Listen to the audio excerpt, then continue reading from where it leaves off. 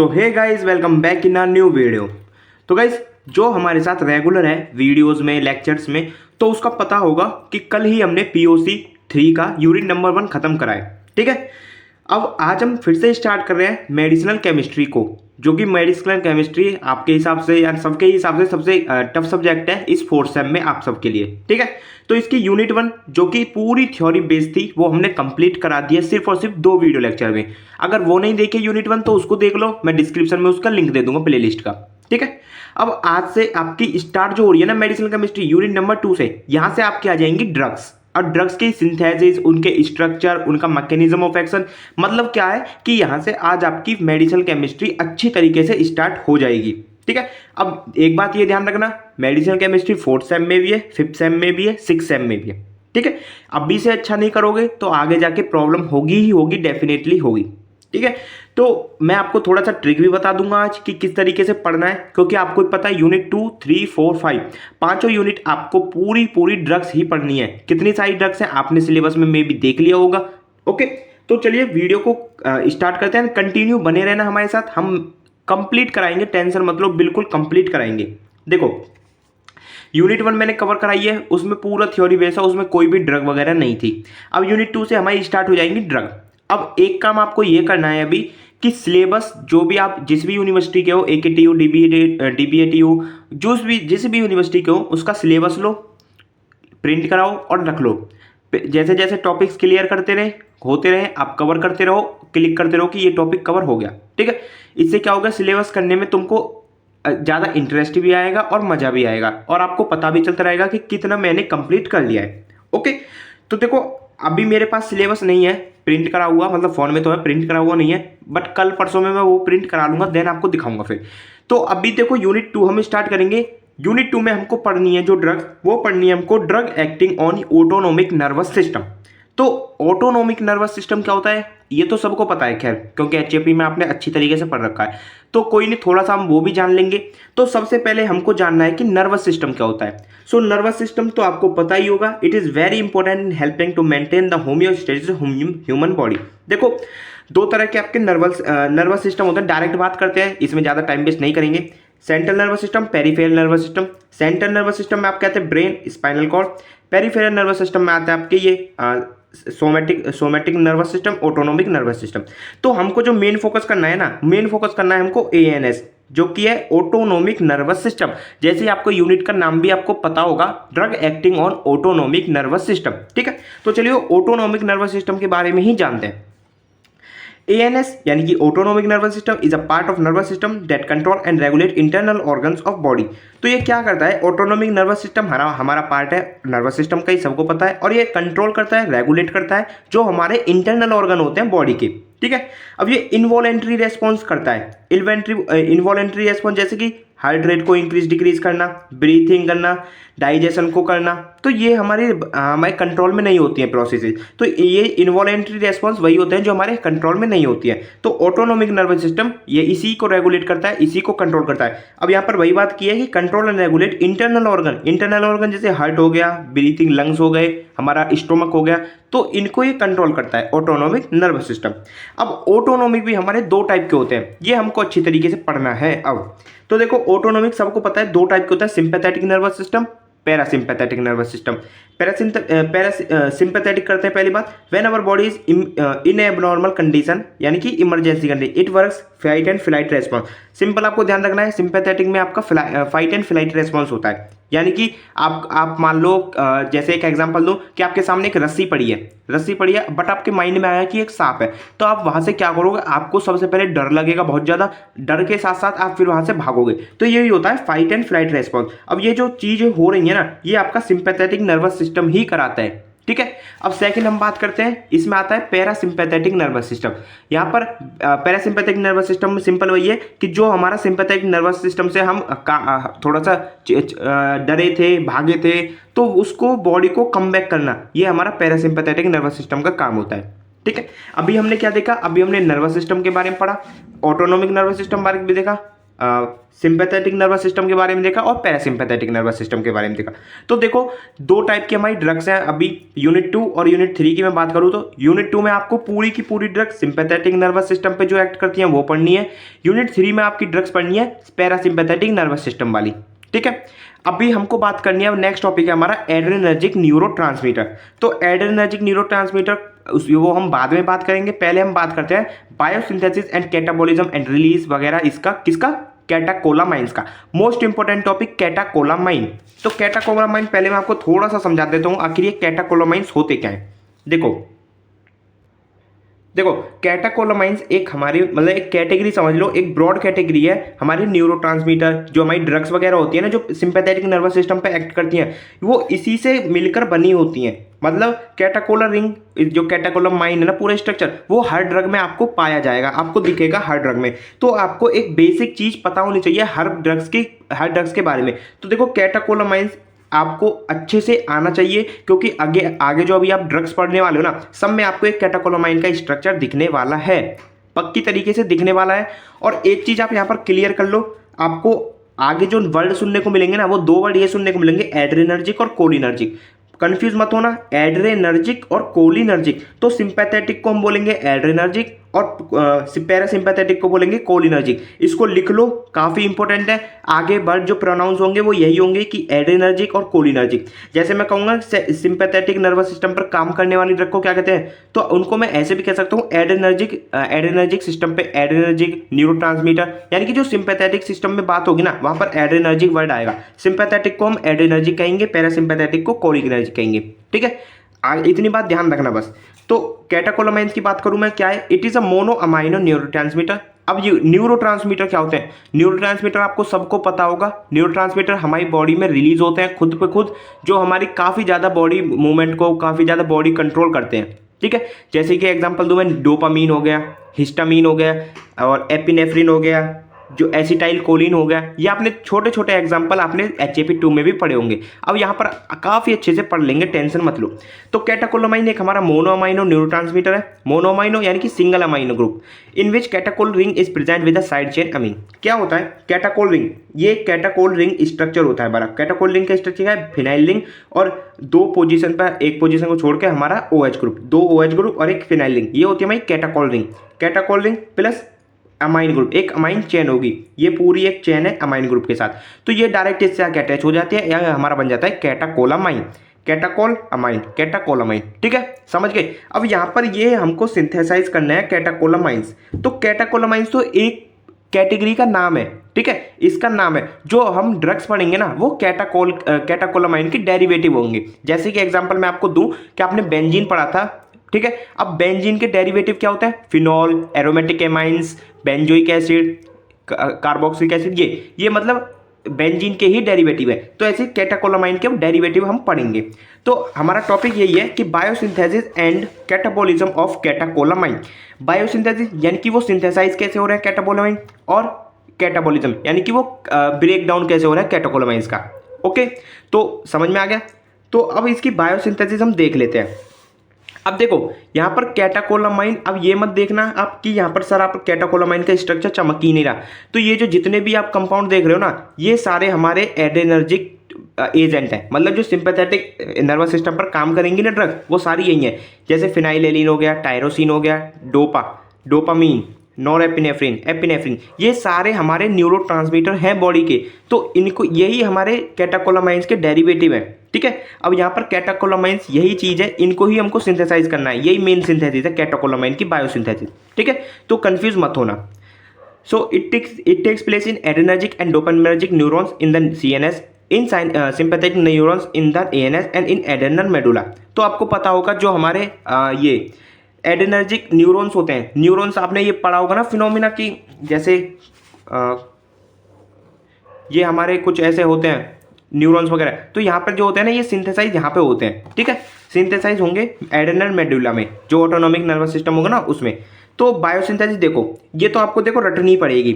अगर कोई बच्चा समझना चाहे तो समझ भी सकता है, बहुत ही सिंपल है। बस आपको इसका स्ट्रक्चर याद करना है शुरू वाले का, फिनाइल एलेनीन। तो इसका स्ट्रक्चर देख लो, phenyl ring CH2 CH COOH NH2। ठीक है, समझ में आ गया। अब देखो ये एंजाइम जो है ना, ये काफ़ी ज़्यादा इंपॉर्टेंट हो जाते हैं मेडिसिनल केमिस्ट्री में, ये आपको ध्यान से रखने ही पड़ेंगे, ध्यान रखने ही पड़ेंगे। और कैटाकोलामाइन बहुत ज़्यादा इंपॉर्टेंट है, अभी आपके सेशनल होंगे तो सेशनल में पक्का आएगा ये, और इंपॉर्टेंट होता है आपके यूनिवर्सिटी एग्जाम के पॉइंट ऑफ व्यू से भी। ठीक है, आपको ध्यान रखना है सिर्फ और सिर्फ फिनाइलएलेनिन का स्ट्रक्चर पूरी सिंथेसिस में आपको याद करा दूंगा अभी की अभी। फिनाइलएलेनिन का स्ट्रक्चर क्या है, फिनाइलिन CH2CHNH2COOH। अब यहाँ पर एंजाइम वर्क करेगा फिनाइल एलेनिन हाइड्रोक्सिलेज। अब हाइड्रोक्सिलेज जब एंजाइम एक्ट करेगा, कुछ नहीं होगा, बस एक OH ग्रुप यहाँ पर आके जुड़ जाएगा, यहाँ पर आके एक OH ग्रुप जुड़ जाएगा, पूरा का पूरा सेम।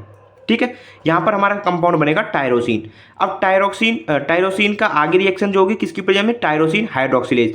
अब यहाँ पर भी हाइड्रोक्सिलेज बनेगा, मतलब एक हाइड्रोक्सिल ग्रुप ऐड हो रहा है। हाइड्रोक्सिलेज जहाँ भी एंजाइम दिखेगा ना, वहाँ पर मतलब समझ जाना कि हाइड्रोक्सिल ग्रुप हो रहा है। तो पूरा स्ट्रक्चर पीछे तक सेम रहेगा, एक और OH ग्रुप आ जाएगा। अब आगे ना आपको कैटाकोल नजर आ रहा है ना, कैटाकोल रिंग। तो कैटाकोल रिंग में क्या, कैटाकोलामाइंस में क्या था, कुछ नहीं था, यहाँ पर OH थे हमारे 2 और एक NH2 था, दिख रहा था ना आपको। मैं आपको दिखाऊं कैटाकोलामाइन का स्ट्रक्चर, ये रहा 2 OH और एक NH2 लॉन्ग चेन में। ठीक है, यहाँ पर सेम वही आ गया ना कैटाकोलामाइन, ये रहा OH ग्रुप 2 और लॉन्ग चेन में एक हमारा NH2। ठीक है, ये बना अब हमारा compound dopa. Dopa full form क्या है, 3,4 डाइहाइड्रोक्सी फिनाइल एलेनिन। नाम भी इजी है, देखो यहाँ से हम नंबरिंग स्टार्ट करेंगे तो 1 2 3 4, मतलब 3 4 दो पोजीशन पे 2 हमारे हाइड्रोक्सी ग्रुप है, तो डाइहाइड्रोक्सी, और ये पूरा का पूरा स्ट्रक्चर क्या है, फिनाइल एलेनिन का। ठीक है, सिंपल।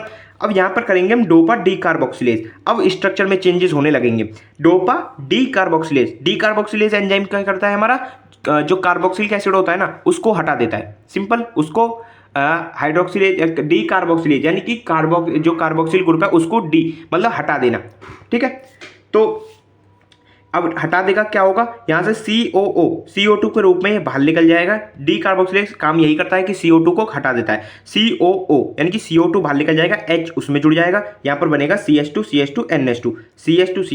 अब एक H इसके साथ CH2 और NH2 नुई के नुई। ठीक है, तो ये हमारा बनेगा डोपामीन। अब डोपामीन बन गया, मोस्ट इंपॉर्टेंट है डोपामीन स्ट्रक्चर, आप अच्छे से ध्यान रख लेना। यहाँ पर नेक्स्ट रिएक्शन फर्दर आगे होगी, ये बनेगा किसकी प्रेजेंस में, dopamine beta hydroxylase. Beta hydroxylase यानी कि बीटा पोजीशन पर हमारा कोई भी हाइड्रोक्सिलेज ग्रुप जुड़ेगा। ठीक है, ये हमारी अल्फा पोजीशन है, आपको पता होगी अल्फा बीटा, तो बीटा पोजीशन में एक हमारा हाइड्रोक्सिलेज ग्रुप जुड़ रहा है। OH सेम यही रहेगा, CH2। अब यहाँ पर देखो एक OH जुड़ेगा तो एक H यहाँ से कम हो जाएगा, तो यहाँ से पूरा एक H गया और OH आ गया। ठीक है, CH2 NH2 पूरा पूरा ऐसे ही रह गया। ये बनेगा हमारा नॉरएपिनेफ्रिन। नॉरएपिनेफ्रिन को हम नॉर एड्रेनालिन भी कह देते हैं। ठीक है, यहाँ पर एक हमारा कंपाउंड बन गया नॉरएपिनेफ्रिन या नॉर एड्रेनालिन, जो भी आप बोलो। यहाँ पर फिर से हमारा एक एंजाइम वर्क करेगा जो कि N मिथाइल ट्रांसफेरेज होगा। N मिथाइल ट्रांसफेरेज यानी कि जो मिथाइल ग्रुप को ऐड कराएगा, सिंपल, बस पूरा स्ट्रक्चर वही रहेगा। CHOH CH2 ये NH एक H हटके यहाँ पर मिथाइल ट्रांसफर यानी कि मिथाइल ग्रुप एडिशन हो रहा है, तो यहाँ पर सिंपल NHCH3 हो जाएगा। एक H हटा CH3 ग्रुप आ गया। सिंपल रिएक्शन है, बस आपको कुछ नहीं करना, फिनाइलएलेनिन का स्ट्रक्चर याद करना है। एक दो बार देख कर लिखो, एक दो बार बिना देख कर लिखो, गारंटी से कह रहा हूँ पक्का आपको याद हो जाएगा। डेफिनेटली मेरी श्योरिटी है आपको याद हो जाएगा। इसका स्ट्रक्चर याद करो, कुछ नहीं है, पहले वाले में OH ग्रुप जुड़ेगा, दूसरी रिएक्शन में एक और OH ग्रुप जुड़ेगा, तीसरी रिएक्शन में COH ग्रुप हट जाएगा, चौथी रिएक्शन में बीटा पोजीशन पर एक OH आ जाएगा, लास्ट पोजीशन पर एक CH3 जुड़ जाएगा लास्ट में। बस सिंपल, ये हो गई आपकी बायोसिंथेसिस ऑफ कैटाकोलामाइन। अब देखो जो जो यहाँ पर मैंने बात करी है ना, सिंथेसिस जो जो अभी आपको समझाई है, सारी वही वर्ड्स में लिखी हुई है। देखो फर्स्ट ये पूरी आपको वर्ड्स में वही लिखी गई है जो मैंने अभी आपको समझा दिया। ये आप देख लेना, नोट्स मैंने प्रोवाइड करा दिए हैं व्हाट्सएप पर ही। ठीक है, अब जिसको नोट्स नहीं मिले वो मेरे को कांटेक्ट कर सकता है व्हाट्सएप पर ही, नंबर मैंने डिस्क्रिप्शन में दे रखा है। अब करते हैं बात synthesis and release of neurotransmitter. देखो सिंथेसिस और रिलीज कहाँ पर होता है, मैंने अभी आपको समझाया, जो आपके न्यूरॉन्स वगैरह होते हैं उसी में आपका ये बनता है। तो सिंपल वही लिखा गया है, टायरोसिन से डोपा बनना है, डोपा से डोपामिन, डोपामिन से नॉरएपिनेफ्रिन। ये पूरी रिएक्शन वही तो हो रही है जो भी मैंने समझाई है। डोपा से डोपामिन, नॉरएपिनेफ्रिन, फिर एपिनेफ्रिन, यही तो बनना है। ठीक है, तो ये आपका बनेगा, ये हमारा देखो सिंपल मैं अभी से आपको समझा देता हूँ। ये नॉर एपिनेफ्रिन बन गया। तो एपिनेफ्रिन जो ये बनेगा ना, तो ये वेसिकल्स होते हैं हमारे, कुछ वेसिकल्स आपको पता भी होगा, जिसने पढ़ा होगा, वेसिकल्स होते हैं, तो उसमें ये स्टोर हो जाता है, ये बन के स्टोर हो जाते हैं। और जब जहाँ पर जरूरत होती है तो ये वहाँ पर फिर निकल जाता है, अपना प्रोड्यूस हो जाता है, वहाँ से निकल जाता है। ये लिख रहा adenine diffuse out in cytoplasm and out get methylated into adenine. देखो नॉरएपिनेफ्रिन हमने स्टोर करा है बना के, अब जब ये डिफ्यूज होगा ना, ये मिथाइलेटेड हो जाता है, यानी कि मिथाइल से रिएक्शन करके ये एड्रेनालिन बना लेता है, यानी कि एपिनेफ्रिन बना लेता है। ठीक है, यहाँ पर सब वही लिखा गया है कि वेसिकल्स में रिलीज होता है, वेसिकल से स्टोर होता है सब की। अब कुछ मैं बताता हूँ आपको एड्रेनर्जिक न्यूरोट्रांसमीटर के बारे में, जो मोस्ट इंपोर्टेंट एड्रेनर्जिक न्यूरोट्रांसमीटर है ना उसके बारे में बताता हूँ। सबसे पहले है डोपामीन। डोपामीन क्या है? मेजर ट्रांसमीटर इन बेसल गैंग्लिया। बेसल गैंग्लिया जो माइंड की हमारे ब्रेन की सेल्स होते हैं उसमें पाया जाता है।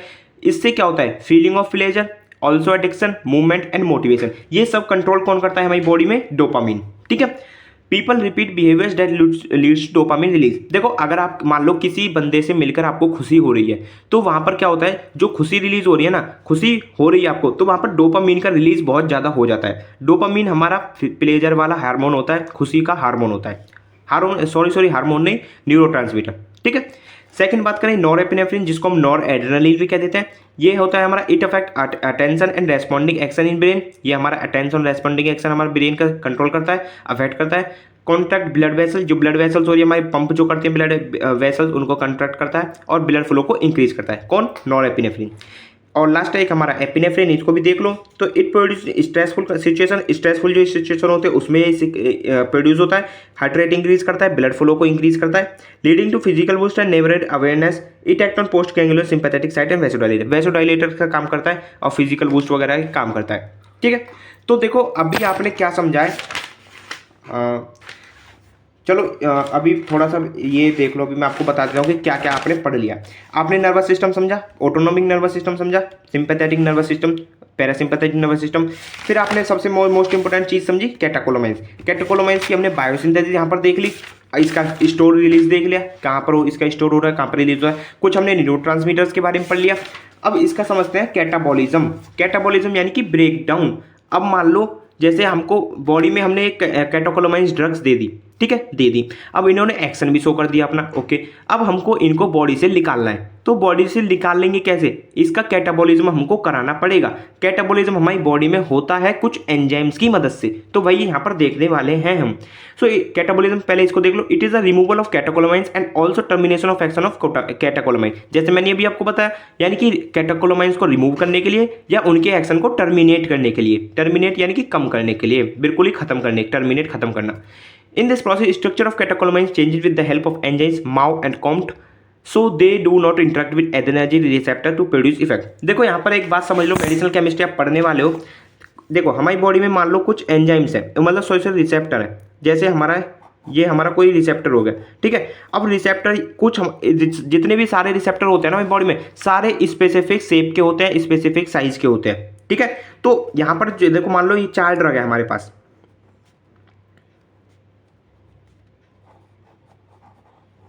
ये हमारे पास 4-5 ड्रग तरह की ड्रग है। तो अब यहाँ पर सोचो कि कौन सी ड्रग आके शिफ्ट होगी। तो क्या होगा? ये वाली ही ड्रग यहाँ पर आके शिफ्ट होगी और फिट भी होगी। तो ये सर्कल वाली नहीं होगी फिट, ट्राइंगल वाली फिट नहीं होगी, बड़ी वाली फिट नहीं होगी। ये यहाँ पे जो शिफ्ट होगी और फिट होगी ना, वो सिर्फ ये स्क्वायर जो इसका साइज में फिट होगी ना, वही होगा।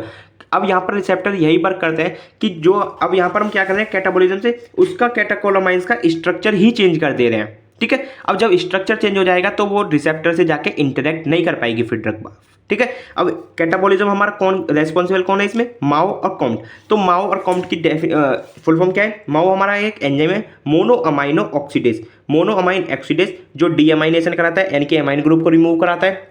दूसरा कॉम्ट क्या है? कैटाकोल ऑर्थोमिथाइल ट्रांसफेरेज, ये मिथाइलेशन करा देता है हमें रिंग में, ठीक है। यहाँ पर देखो 2 तरीके से होती है हमारी, एक नॉरएपिनेफ्रिन और एपिनेफ्रिन। देखो लास्ट में जो कैटेकोलोमाइंस में आपने स्ट्रक्चर देखे थे वो किस किस के बने थे? एपिनेफ्रिन के और नॉरएपिनेफ्रिन के। तो ये लास्ट हमारा लास्ट सब्सटेंस कंपाउंड मॉलिक्यूल जो का वो है, तो इसके आगे रिएक्शन नहीं होती है, ये हमारे लास्ट होते हैं, ठीक है, लास्ट रिएक्ट प्रोडक्ट होते हैं। तो इन्हीं को हमको टर्मिनेट कराना पड़ता है, ठीक है। तो देखो नॉरएपिनेफ्रिन का स्ट्रक्चर आपने पीछे से याद होगा, इसको याद कर लेना। कॉम्ट हमारा जब भी एक्ट करेगा, कॉम्ट क्या कर रहा है? Methylation in ring. तो ये हमारा मिथाइलेशन करा देता है रिंग में। तो कुछ नहीं होगा, पूरा स्ट्रक्चर सेम रहेगा। यहाँ पर मिथाइलेशन हो जाएगी OHOCH3, ठीक है। बस OH हट के CH3 जुड़ जाएगा, यहाँ पर मिथाइलेशन ये हो गई। और नॉरएपिनेफ्रिन को जो माओ क्या है हमारा? मोनोअमाइन ऑक्सीडेज, यानी कि डीअमाइनेशन, यानी कि एमाइन ग्रुप को रिमूव करा देता है। यहाँ पर कुछ नहीं होगा, नाम से समझो, रटो मत कुछ भी चीज, नाम से समझो। मोनोअमाइन ऑक्सीडेज, यानी कि मोनोअमाइन ऑक्सीडेज डीअमाइनेशन करा रहे हैं। तो यहाँ पर सिंपल यही है, डीअमाइनेशन यानी कि अमाइन ग्रुप को ही रिमूव करा देना, डीअमाइनेशन। तो यहाँ पर जितना भी अमाइन ग्रुप है ये सारा हट जाएगा, ये हट गया। CH2 ये पूरा हमारा ऐसे का ऐसे ही रह गया, CH2, ठीक है, ये आप ध्यान रखना। अब यहाँ पर दो चीज़ ये बन गई, नॉरएपिनेफ्रिन हमारा स्ट्रक्चर चेंज हो चुका है अब दोनों तरीके से। अब ऐसे ही एपिनेफ्रिन का हो जाएगा। एपिनेफ्रिन का जब माउ से इंटरेक्ट होगा सेम यही स्ट्रक्चर बनेगा, यही चीज़ बनेगी। और जब ये कॉम्प्ट से होगा इसका तो यहाँ पर बनेगा हमारा OH और OCH3 और ये पूरा का पूरा लास्ट में ऐसा ही, ठीक है।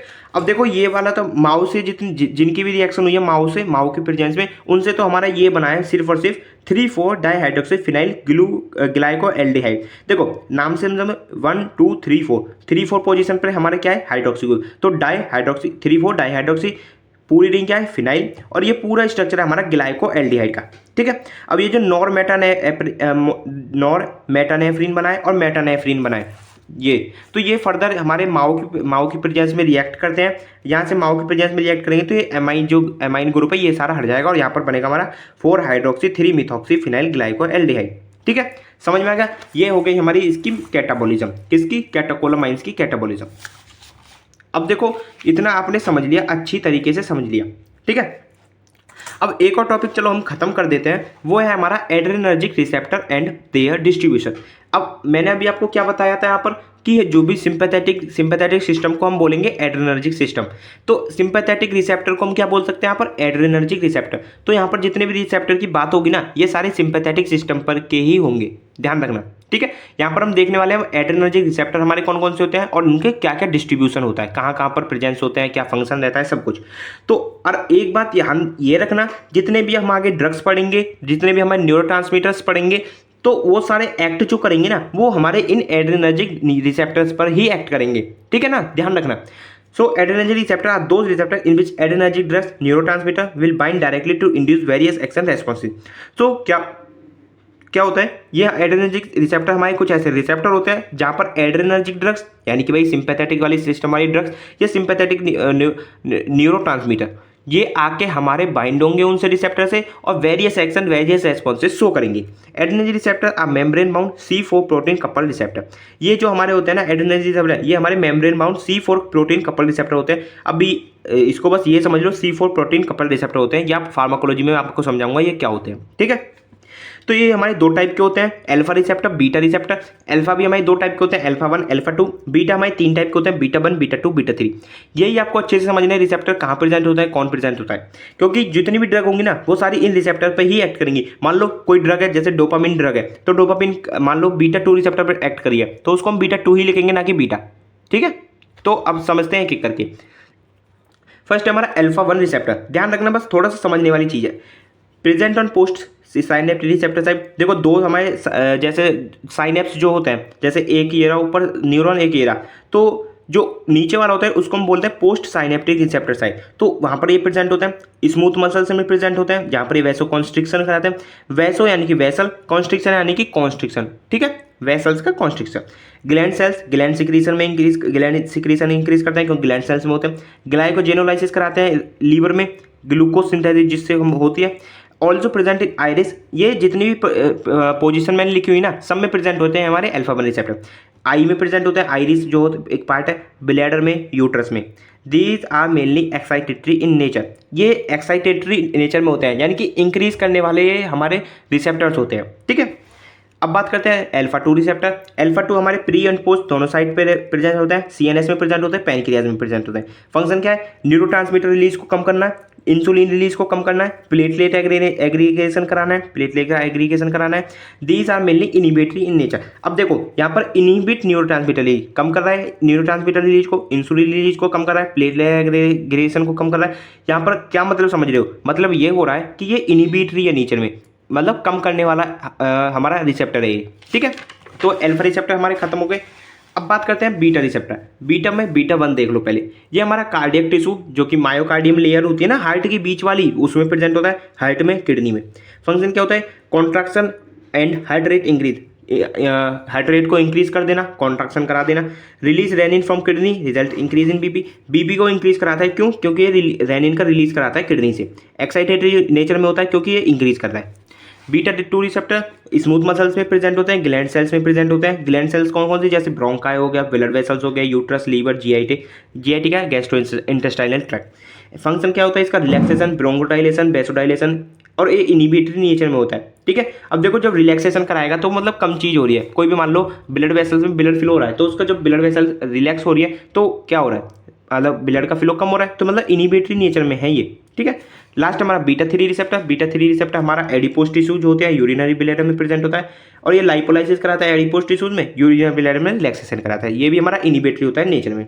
ठीक है, तो आज की वीडियो में हमने काफ़ी हद तक आपने मेडिसिनल केमिस्ट्री समझ लिया।